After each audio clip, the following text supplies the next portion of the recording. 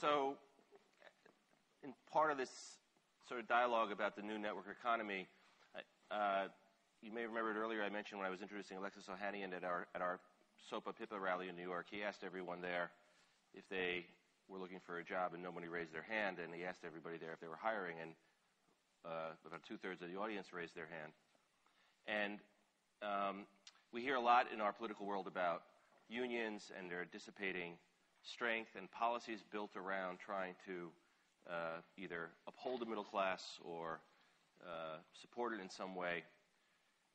But what's actually happening is that the fabric of work is changing. In fact, there's an emerging community of people all around the country who, for lack of a better way of describing them, are independent workers who aren't affiliated with a particular union or a particular industry, but are actually building their lives based on a networked economy. And someone who recognized that very early on and started figuring out how to organize them and actually providing them services, like basic services as simple, as important as healthcare, is our next speaker. If you haven't heard of the Freelancers Union, I think it's 180,000 members. It's actually an insurance company besides an organization, and it's been led by a visionary leader who is gracing our stage today, a good friend of mine. Follow her to Sara Horowitz, the CEO of Freelancers Union.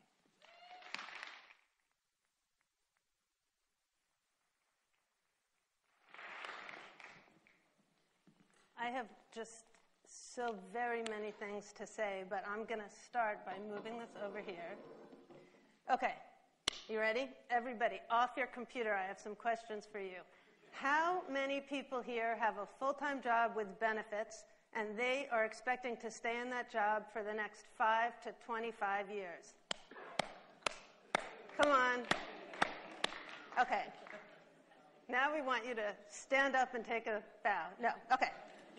How many people here either are freelancing right now or have freelanced in the past?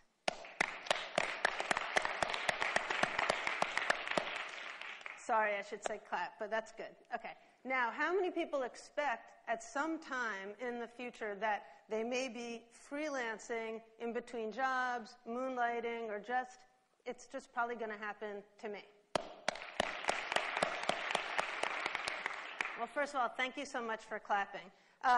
Let me just say that this is not surprising because actually click. I keep forgetting I have the slides, so I might as well use them. Okay. So 1 in 3 Americans are now working independently, which means 42 million Americans are working in this way. And what's so significant, particularly for this conference, is that if you talk to anybody here and ask what makes a successful freelancer, the number one thing that everyone will tell you is you have to have a robust network. Am I standing in the right place, by the way? Yes. Okay.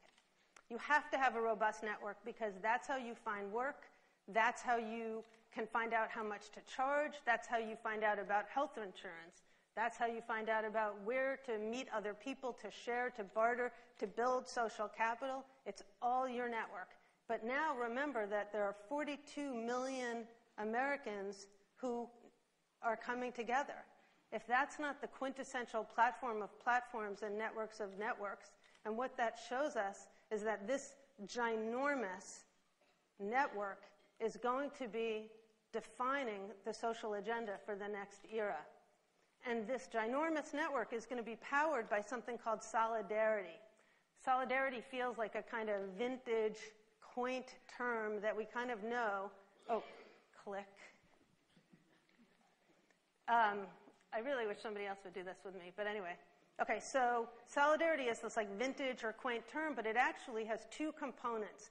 The first is something that's almost spiritual, that sense that there's something greater than yourself, and you know when you've participated in something where you went to something, but you just became part of a whole. But it's the second component, which is the economic interconnection between people. And when you have those 2 things, you have the most powerful things in the world. And we've seen it. This is almost like the year of solidarity.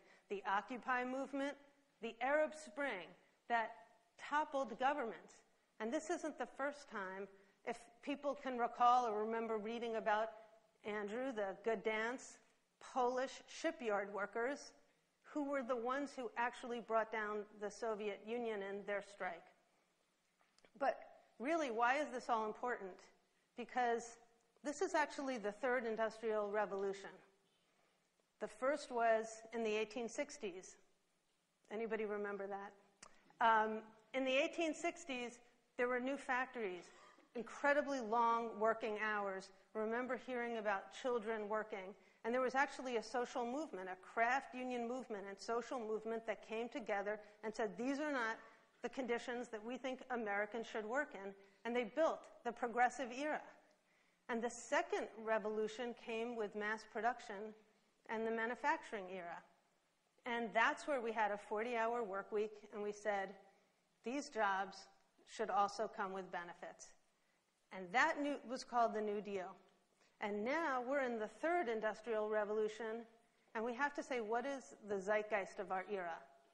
We know that work is now much more like jobs and gigs and projects, and that this has a very different zeitgeist. And I don't need to tell you, because I have been listening to speaker after speaker after speaker. We're all recognizing there's something new here.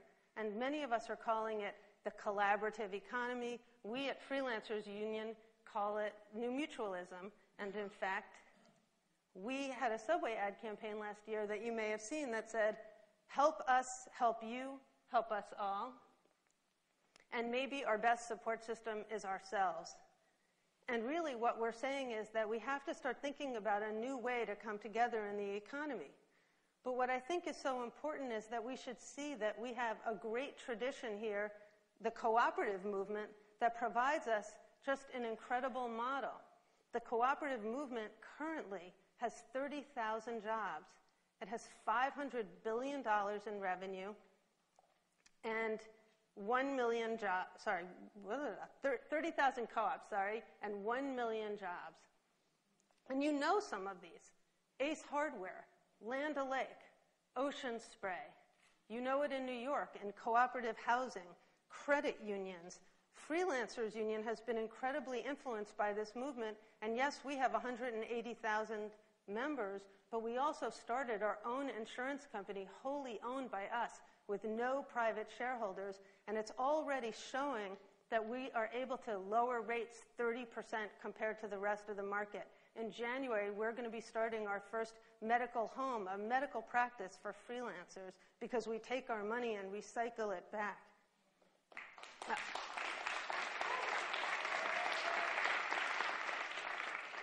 We also have heard today some great organization, Relay Rides. We've all heard about Airbnb. There's car sharing. All these things are coming together, and they're not little quaint movements. What's so significant about them is none of them have been created by government. None of them are run by government. None are founded by the government or funded by the government. And why is this relevant? We'll get to that in a moment. What they have to be is sustainable. What does that mean? That revenues have to exceed expenses. They can't be whimsical or little charming, quaint ideas. They actually have to be able to perpetuate themselves. They have to have a time horizon that's much longer than quarterly returns. In fact, they have to think about generation after generation.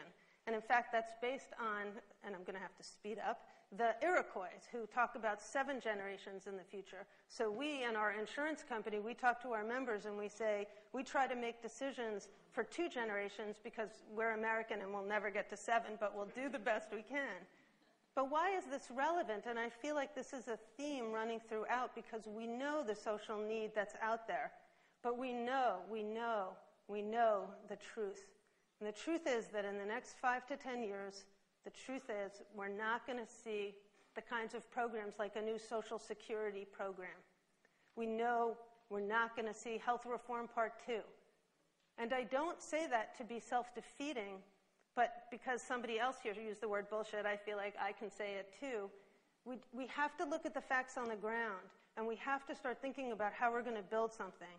And we have to let go of the old ideologies that are tired and start being open to change.